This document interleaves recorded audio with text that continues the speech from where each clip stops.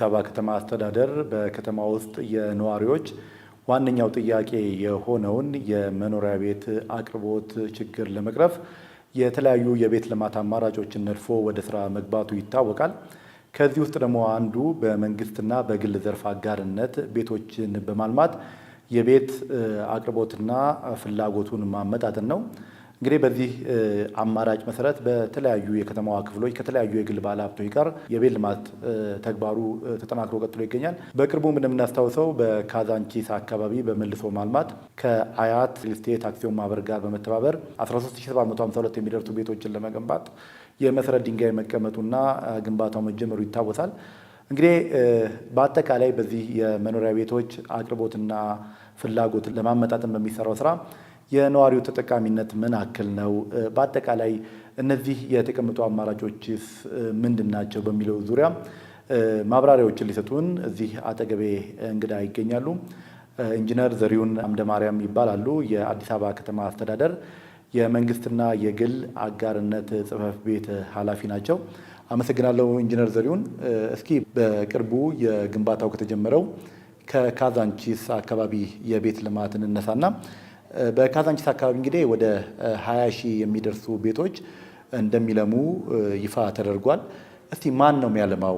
ሁሉም ቤቶች በአጠቃላይ በዚህ በተቀመጠው የመንግስትና የግል ዘርፍ አጋርነት የሚለሙ ናቸው ወይስ ተጨማሪ የልማት አጋሮች የሚያለሟቸው ቤቶች ይኖራሉ? የአዲስ አበባ ከተማ አስተዳደር የነዋሪውን የቤት ጥያቄ ለመመለስ ወደ 4 አማራጮችን አስቀምጦ እየሰራ ነው ያለው። የመጀመሪያው በመንግስት አስተባባሪነት ከመንግስት በጀት እንዲሁም ከበጎ አድራጊዎች ጋር በማስተባበር የሚሰሩ ናቸው። ሁለተኛው የመንግስትና የግል አጋርነት ከመንግስትና የግል አጋሩ አቅማቸውን አንድ ላይ በማምጣት የሚተገብሩት ነው። ሶስተኛው የ20/80 እና 40/60 ተመዝጋቢዎችን እድል በመስጠት የቦታ በማዘጋጀት በማህበር ተደራጅተው እንዲገነቡ የማድረግ ነው።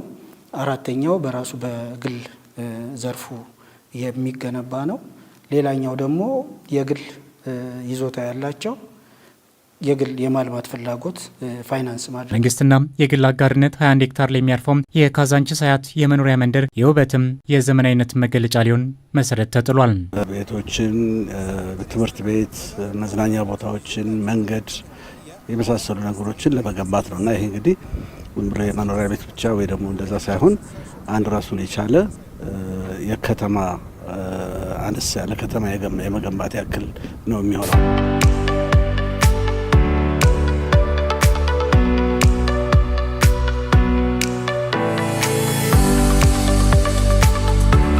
መንደሮች የመኖሪያ ቤትን ጨምሮ የንግድ ሱቆች፣ የመሰብሰቢያ አዳራሾች፣ የስፖርት ማዘውተሪያ ስፍራዎች፣ ትምህርት ቤትና ጤና ጣቢያና ሌሎች መሰረተ ልማቶችን ያሟሉ መሆኑንም ጠቁመዋል።